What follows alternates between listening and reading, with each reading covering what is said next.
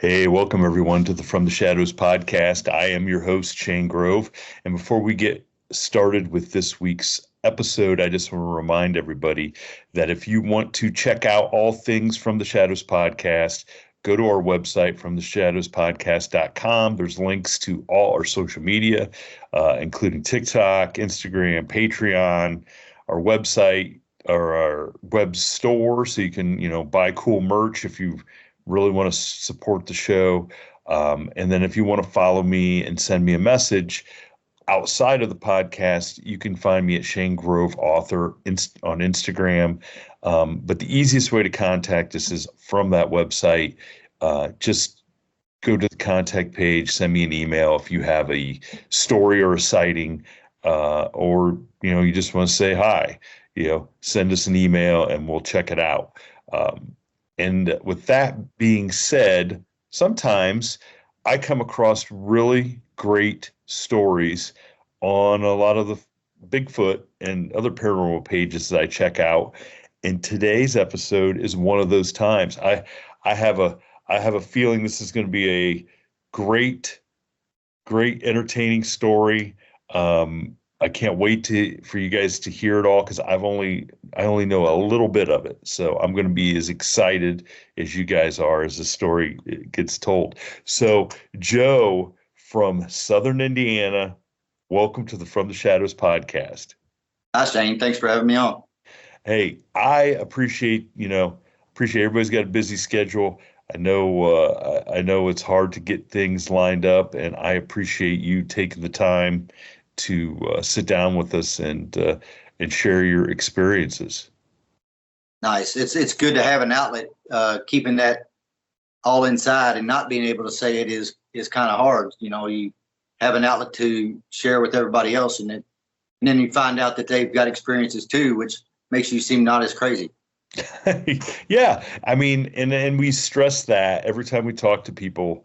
And it doesn't matter what it is, whether it's a Bigfoot or ghost or UFO story, is that a lot of times people are just looking for answers. And some of those answers are, yes, you are not alone. You're not the only person. And I want to give a shout out to the page that I came across you on. It's called Sasquatch Encounters. And I think it's a relatively newer page. And I encourage any of our listeners who really want to go check out some great stories. There are some great stories on that page. I think you probably have checked out as many as I mean, there's just some really good stories that I had not heard before.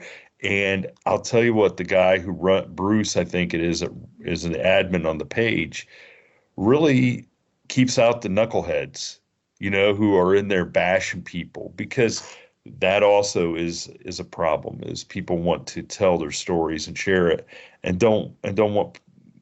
I don't understand people getting on there and being critical and calling people liars or fakes or whatever. It serves no purpose, They just need somebody to pick on, because they themselves haven't had an experience, so they don't exist. Yeah, exactly. So enough of me rambling on. I want to hear about your experiences. So tell us kind of like the time frame and where these took place. Okay. Well, it's so fresh in my mind because I still think about it daily, which is kind of strange because it's been maybe 7 years ago now, and I can see myself on my horse in the Jefferson Memorial Forest going through this trail again. I mean, like it was yesterday. And down in this little holler, cutting up through a creek trail. This little holler has a bowl to it. Hills on all sides, a little creek running through the bottom, a little meadow, really pristine, but oddly void of life. I mean, there's not a squirrel, there's not a bird, not a deer. Now get outside of that bowl, and you see things. Down in this bowl, there's nothing. It's kind of eerily void of life. But we take this little switchback trail down a creek and come up through, like headed to a Hostclaw Hill trail. And I've noticed before on several rides through there it's an in and out trail. There's no loop to it. So you go in as far as you can go, and then you either jump up on a road and come back, or you just drive the trail back. But I'd noticed before these broken branches in an X. And I'd always just jokingly said, look, there's a Bigfoot sign. I don't know what that means, but that's what a Bigfoot does. And everybody, you know, that I'd rode with is, ha, ha, ha, you know. But I'd never had any issue in this one part until this ride. And Rio, my Tennessee Walker, we're cutting down through there, and he throws on the brakes. He stopped and took a step back like he hit a wall. And I'm, hold on, buddy, what are we doing? He's kind of nervous and looking around, and lets out a few blows. And so I smack him on the tail and, hey, come on, let's go. We got to go. He took a step forward because I popped him, but he backed right up again. Like, no, I ain't going. And I'm looking around going, what's wrong with you? He's not the lead horse in the trail, so he's usually just right behind everybody head to tail. But he hit that wall and stopped. And I hadn't realized, but that is right where I had seen one of the broken branches in an X before, which I don't know if there's a good explanation for what that is, if it's a marker, if it's a portal to another dimension. Who knows what that is?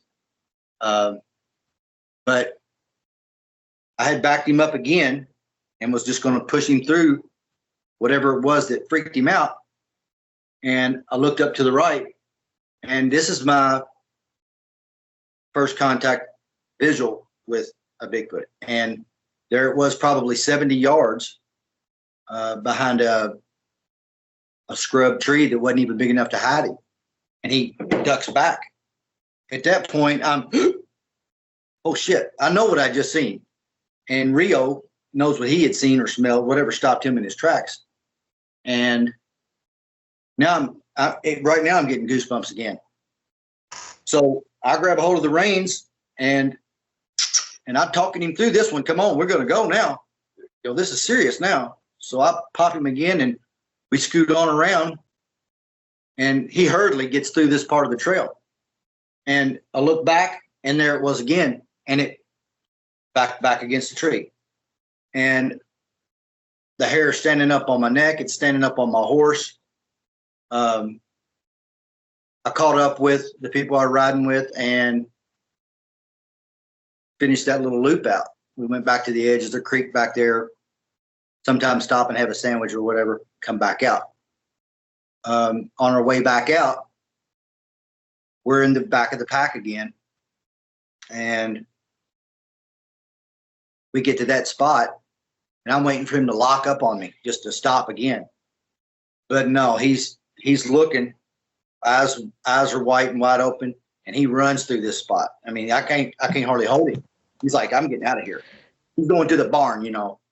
Yeah. And then I'm looking as well as trying to stay on this horse through a wooded trail. And I didn't see anything the second time, but it's one of those feelings where you know something's watching you, but you can't see it. You're looking around, you know it's there. So that was that particular spot, and I'll never be able to forget that. Just seeing, now it wasn't no 10-foot tall, you know, ginormous monster, but I don't understand why people have such a reservation with calling it what it is. People are saying, oh, it was a two-legged, uprighted, hairy thing. It's a Bigfoot. Let's just call it what it is. So I seen a Bigfoot that day at about 70 yards. And after having that experience, I play it over and over and over again, coming down the trail with my horse locking up and looking to get out of there. And I'm, what's going on? And when I look up and see it, wow. I mean, wow. Just like 1,000 pictures you've seen, it's the duck behind the tree thing. So yeah. So you were the last horse. So none of the other horses seem to even notice it? No. Nope. So I wonder if some of these horses are bulletproof. I mean, they shoot guns off of these other horses. Oh yeah, My yeah, yeah. my horse is a spook. He's kind of crazy anyway. Well, But horses are super. I mean, they're super. I mean, we have horses. You know, my one daughter shows horses. We have race horses. They are super intelligent animals. And if they don't want to do something, it's pretty hard to make them do something, you know? right. If I want to know if there's deer out back in the field, I don't go look for the deer. I go look at the horses. If there's a deer in the field, they already know it, and they'll be pointing at it the whole time. So you know what that is, you know. But they're super alert. They hear and see. They sleep out there all night. They know when a coyote comes through. Yeah, so I look at them for what's going on. Their senses are probably way better than mine. And and I don't recall a strong odor or anything different like that at all. I had noticed the broken down branches in the X before, and had even commented on it before. But until you see it, or until you see something, or even know what that is, it's just a thing. Oh yeah. So kill it. Now, now the why did the X's? So Bigfoot was something that you had known about, been reading about, heard about, for you to think that those X's were something then too. I mean, it wasn't like you just saw something out there and like, oh my God, that's gotta be, like, you were aware. Right. Yeah, you're. Hang on a sec. Kill it. Come here. Yeah, and they're oddly broke. They're 6 or 7 feet up before they're broke in half and bent over towards each other. You've seen storm damage. It's all going the same way, or it breaks off at the bottom or whatever. They don't break 6 foot, 8 foot up and come towards each other like that.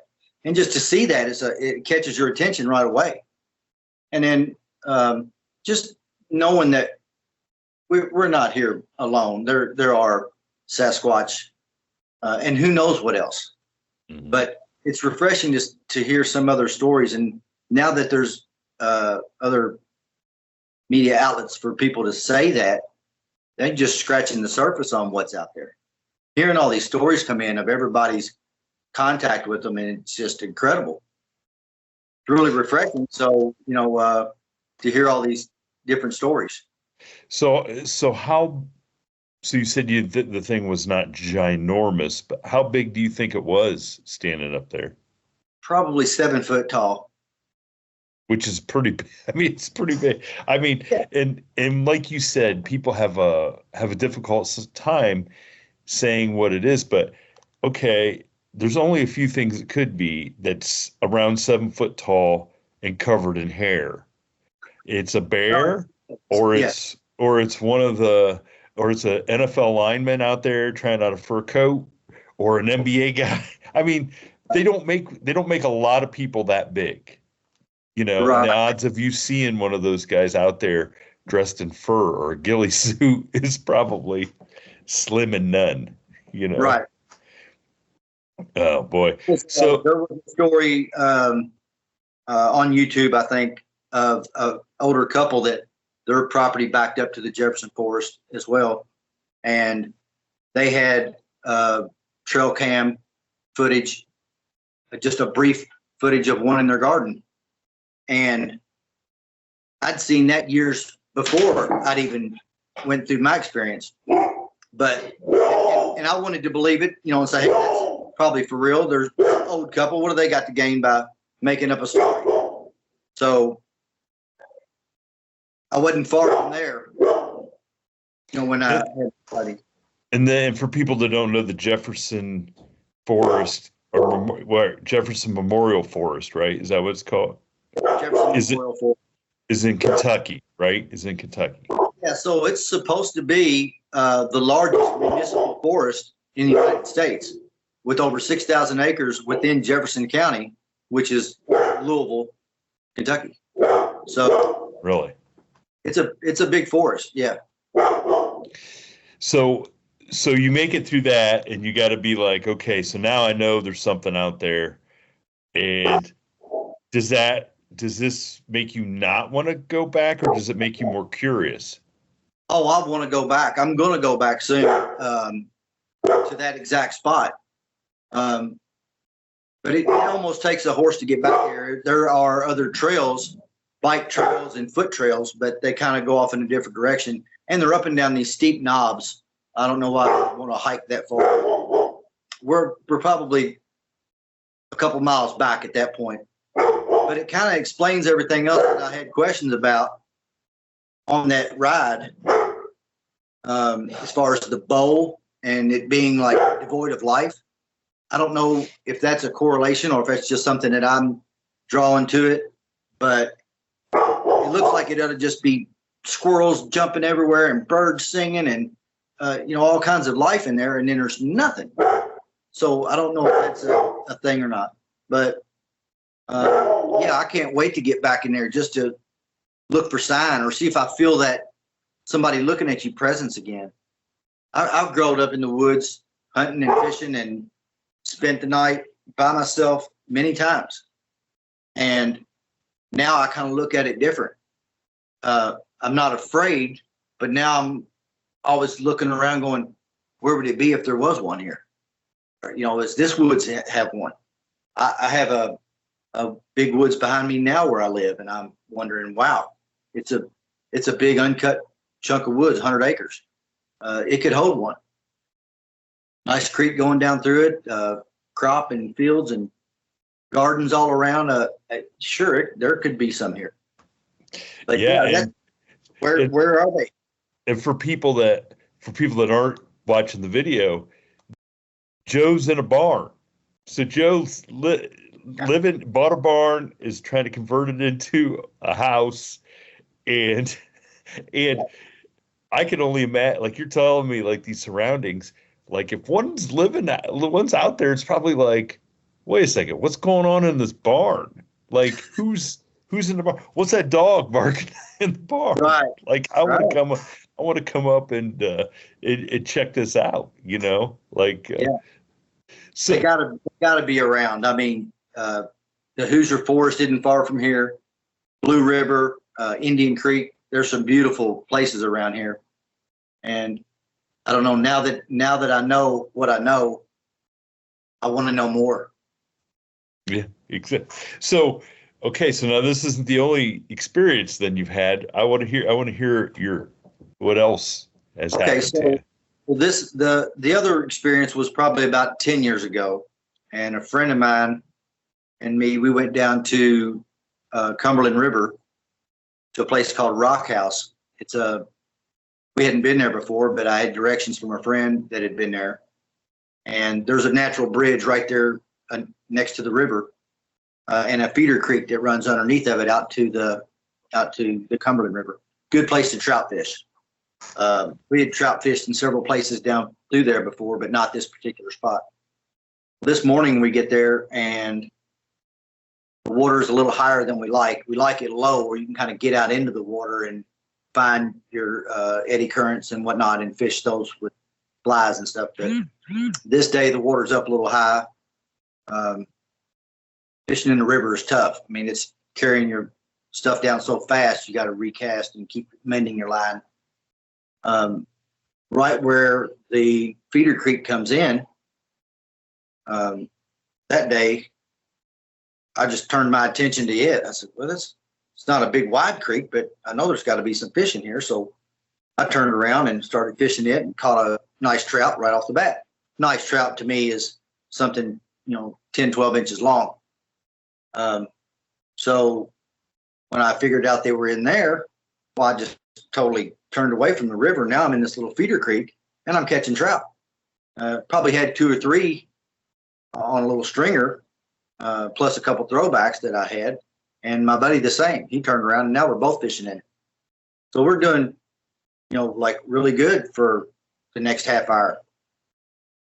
And all of a sudden, this cantaloupe-sized rock just out of nowhere, boom, hits like right between us. And I looked at him and he looked at me and what the hell was that? We look up at the natural bridge, the rock house or whatever. And no, we're 10 or 15 feet away from the edge. There's no way it could jump that far. Sure, maybe one rolled off, but it didn't roll off and jump 10 feet. And we're just sitting there, the hair standing up on our neck, and wow, don't know what that was, but okay. So we shook it off and made a couple more casts, and it probably wasn't 5 minutes later, here comes another rock. And I mean, again, the size of a cantaloupe, a big softball sized rock. And it comes sailing right in beside us. Boom. And we had already said it. We had mentioned, we're in his fishing hole and that he wants us out of here. Well, when the second rock hit, we were picking up our stuff. We were like, yeah, we get it. I get it. There's nobody around there. There's a little pull-off gravel spot, and we were only car in there. There isn't a spot up and down either side of the river. If you could throw a rock from the other side of the river to there, you'd be a Superman. So, yeah, the message was clear. Get out of my fishing spot. And we gathered our stuff up, and we got back to the car quick and was kind of freaked out. I mean, that was an aggressive move as far as I could say, get out of my spot. And I didn't have a visual. We don't even know where it came from. But to be in the thick of the woods like that, and two boulders come flying in at you, what else could it be? So, well, it's not a squirrel, and I think we know enough about human behavior to know that if somebody thinks you're in their fishing spot, they're going to come confront you and call you every name in the book and puff up their chest and say, get out of here. You don't need to be here.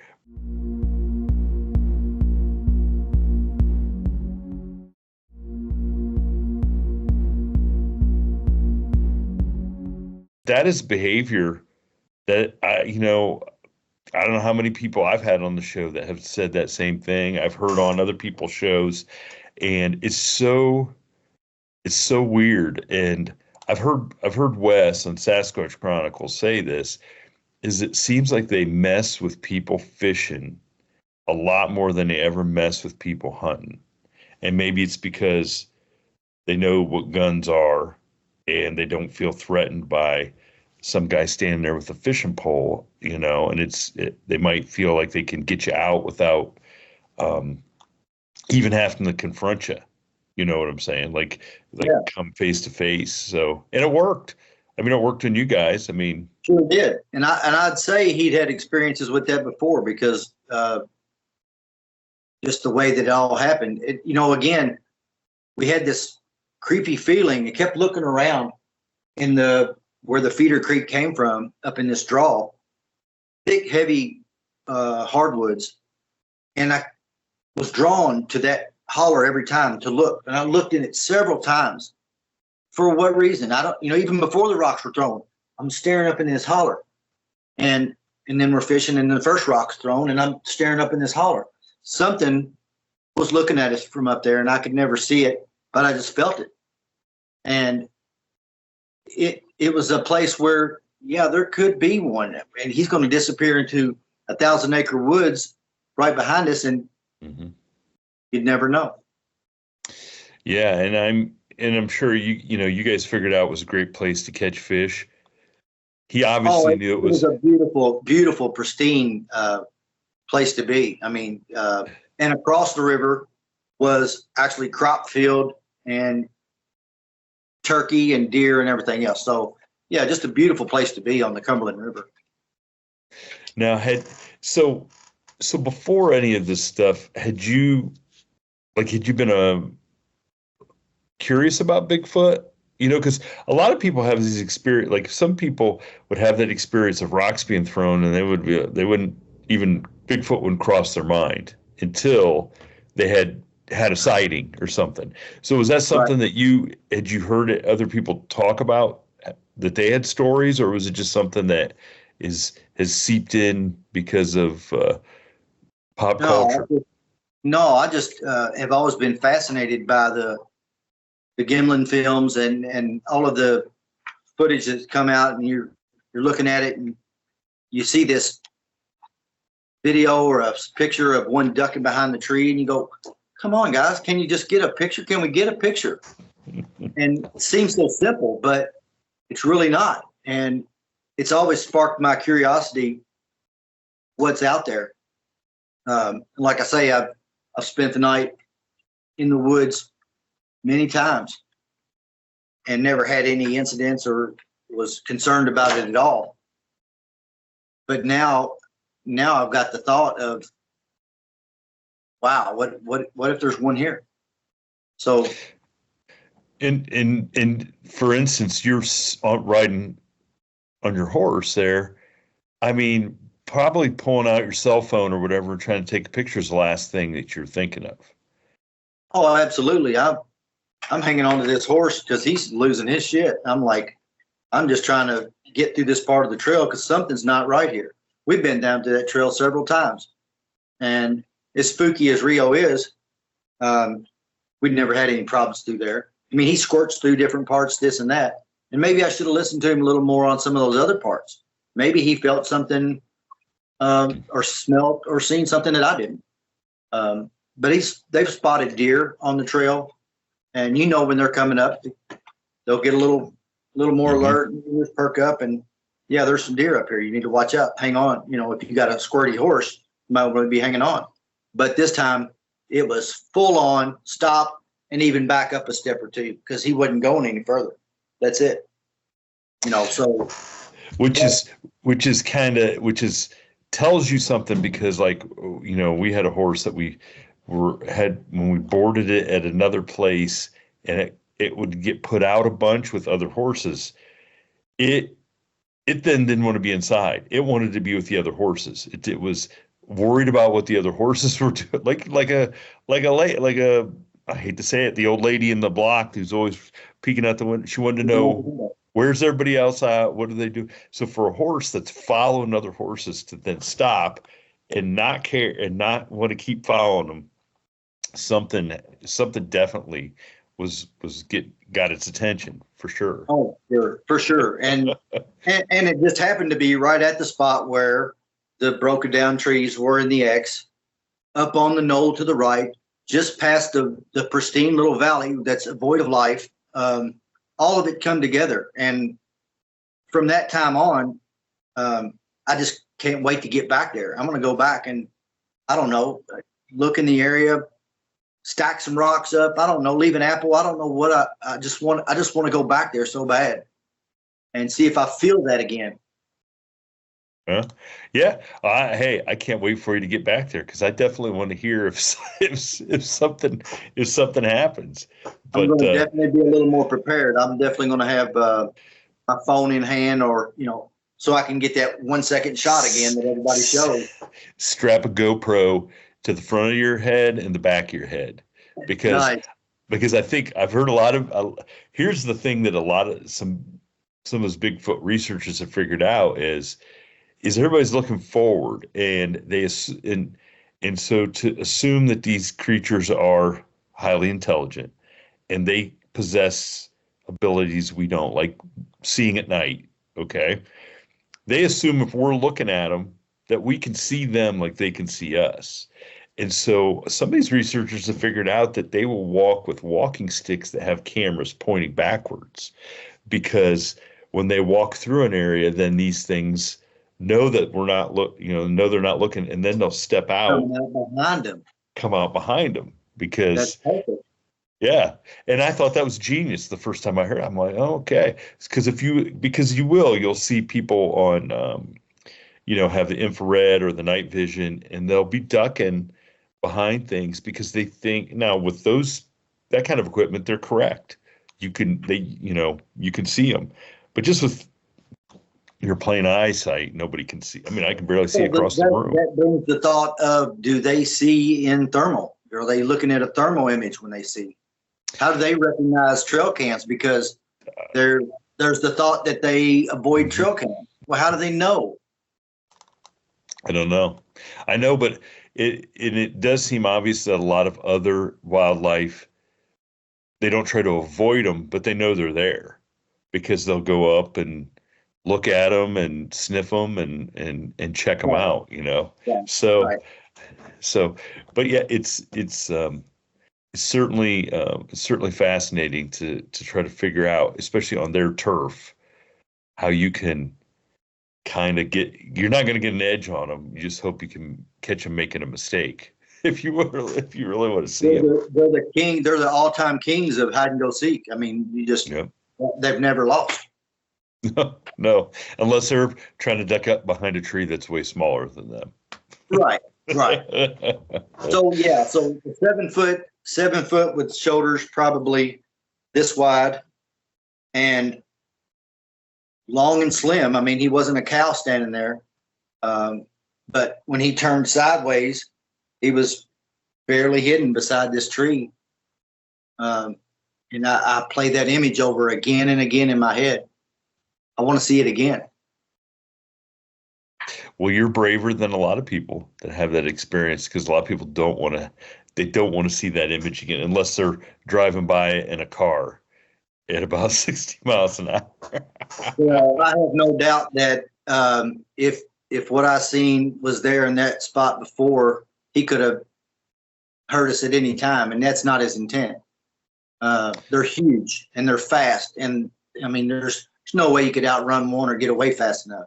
So if he wanted to hurt you, he would have already done it, and that's what I'm holding on to, because there's so much out there.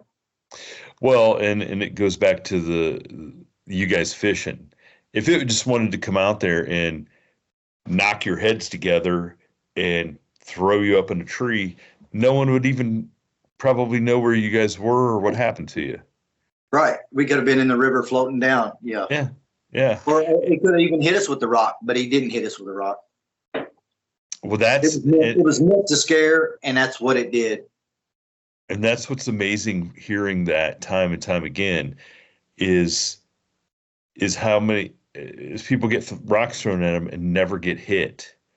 You know, and a rock that size, you know, if it hits you in the leg, it'd probably break your leg, but it wouldn't kill you. And so you'd think that at once but these things seem to have pretty good aim, you know. So Yeah. so it makes you wonder, is that how part of how they hunt too, is maybe throwing rocks at stuff, and so they got practice at it? I don't know. That's a very good point. You got to think about it. If they eat deer and they hunt deer, how do they hunt deer? They run them down, or they ambush them, or take one of these logs and, you know, they're thumping. They use tools, throw rocks. Yeah, the rock that hit beside us, if it would have hit any of us, it would have really done some damage, maybe even killed one of us as far as it came in, because it literally had to be 100 yards away before the next thick part of woods that he could have been in. Not saying he couldn't have been behind a tree closer, but looking around, there was nothing around that was, you know, where did it come from? The back of the woods that we kept looking at was probably 70 to 100 yards away. That in itself is amazing to think of, you know, throwing a rock. Like there's guys in the NFL that can maybe throw a football 80 yards, and that's not, you know. Yeah. So imagine a 6-7 pound rock getting thrown 100 yards, right? You know, so for people that want to say, oh, that'd be impossible, it's not impossible when an NFL quarterback can stand there and throw a couple pound football 70, 80 yards, you know, and those guys can, and they're very accurate with it too. And, right. You know, so it doesn't stand to reason something 2 feet bigger than them and, you know, 500 pounds bigger could haul off and throw a 5-6 pound rock. Well, that, and then you hear stories about the Kandahar giant, how big he was, and the 2 hearts and 4 sets of lungs, and I mean, just a giant. And are these things related? You know, muscle structure, and how do they do that? You know, so I have to know that there's other things here that we don't know about completely, and I don't know how we don't. There's a portal Are those X's a portal and they come and go and they're invisible? I don't get it. I don't know. With all the hunters, with all of the cameras, with all of the stuff, and we get a ton of these 1 second videos. And that now that I've seen the 1 second shot, why can't we just, I want to sit down and have lunch with one. Now, okay, so speaking of stuff we don't know, and now we brought you here for the Bigfoot, but I got out of you that you might have a couple interesting ghost stories, and us being so close to Halloween. If if you feel compelled, I think me and our listeners would love to hear a couple maybe ghost stories from your youth. Wow. Okay. I'll give you one of them. This is one that everybody in the family can attest to. The house that I grew up in, only after everybody was asleep at night, laying in bed around midnight or so, coming down the hallway, and this is back in the 70s, okay, so there's shag carpet 1.5 inches deep, and coming down the hallway, you would hear the footsteps. And it would turn into your bedroom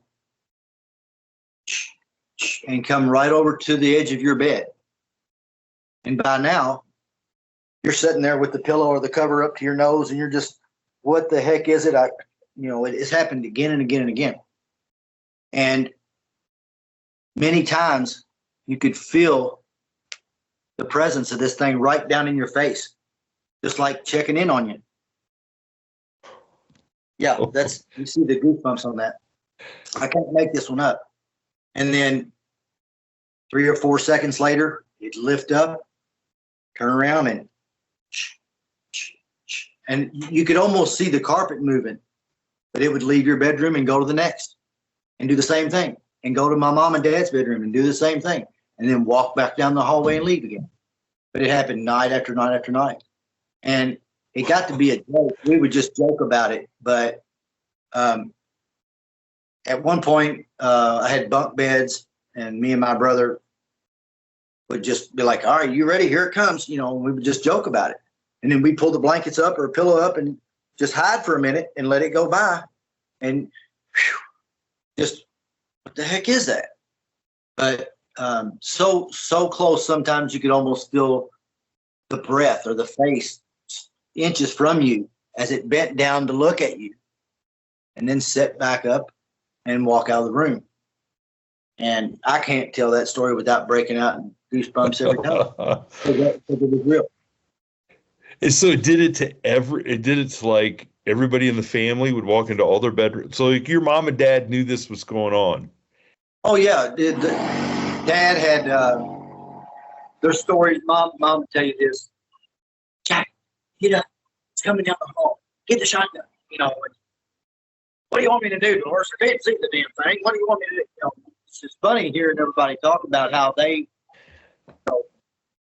scared of it. You heard it, you knew it was coming. It was in our room, but you can't see it. And then it turns and leaves. What do? You tell somebody about it, and they think you're crazy. So it's just one of those things that never kind of left the family. Nobody really ever said anything, until we were down at the lake and had a few beers, and then we would talk about it and, laugh about it. But to bring it up in public or to just say it out loud, that would get you a cuckoo card real quick. Wow. So how did you guys ever try to communicate with it, or say like, leave me alone? Or we're just so like, leave, thinking like, if I shut up and leave. Yeah. Well, we all had our own little analogies for it. I think me and John at one point figured out it must have been a mother checking on her kids. Yeah. And we just said, like, we knew it wasn't our mom, but we'd say, here comes mom again. She's checking on the kids, and then she'll walk down through here and check everybody and walk out. So we got to the point where it didn't bother us that bad. We knew it was going to happen, and we just accepted it, and we weren't as scared of it, but it's unnerving. That would be, it'd be unnerving. Yeah, I can't see this thing. What's going on? Holy moly. That's, Yeah. Hey, listen, that is a great ghost story. That is a great ghost story. That is so, I mean, you had the hair on my arm standing up, and I got a sweatshirt on. I'm like, oh my gosh. Because that is like what you're describing is like a horror story. That's Oh, like a horror movie. So you hear it and it's like gets down in your face and wow, it's there so was a couple of times where I had fallen asleep on the couch, and we kept a blanket on the back of the couch. You just pull the blanket down, and we were watching TV or whatever and fall asleep. And there's a couple of times where I'd been asleep on the couch and woke up to it in my face. Woke up because of the presence, and you're sitting there, you can't breathe. You're scared to death, but you feel it back up, turn around, and walk off, and then you hear they're walking away. And you're like, holy shit. That's a way to wake up, to have somebody in your face that you can't see. And I'd done that a couple of times too. And wow. holy smokes. I have no idea how you're sleeping out there in that barn. I just got to be honest. I got to be honest with you. Yeah. Oh man. Well, Dog, she's pretty keen to everything. That she hears and sees way more than I do. So. Well, Joe, I appreciate you sharing that family story. That was pretty awesome. That was pretty awesome. But Joe, I appreciate you coming on, sharing those Bigfoot experiences. Because I do, like we said before, every little thing, every little thing adds to the puzzle. They're little pieces to the puzzle, and like the rock throwing while you're fishing, that is a common thing that happens. And so it just reinforces that kind of the behavior. Especially you on animals going in somewhere where you noticed there was an X and something high. That's behavior that's seen by a lot of people. So yeah, and that's the thing. There's more and more stories. The more you hear, the more these stories are so similar. Mm-hmm. They happen. I thought my experiences were going to be just totally weird. That's why he didn't say anything. Nobody will believe it. It's totally weird. But it's just like a lot of other stories that you've heard. Mm-hmm. So when you draw those parallels, you're blown away. Yep, exactly. Well, Joe, I appreciate you sharing your stories, and I know our listeners are too. And like I said before, everybody go check out Sasquatch Encounters. Read those stories. There's a lot of great eyewitness stories on there, and I'm glad I did, because that helped me find you, Joe. So thanks again, and I appreciate you coming on. Hopefully I got an update on some more Sasquatch encounters. Hey, look, I'm looking forward to you making that trip back there for sure. Yeah, for sure. Thank you for tuning in to this week's episode of the From the Shadows podcast. Until next time, never shy away from the darkness or what may be lurking in the shadows. We are out.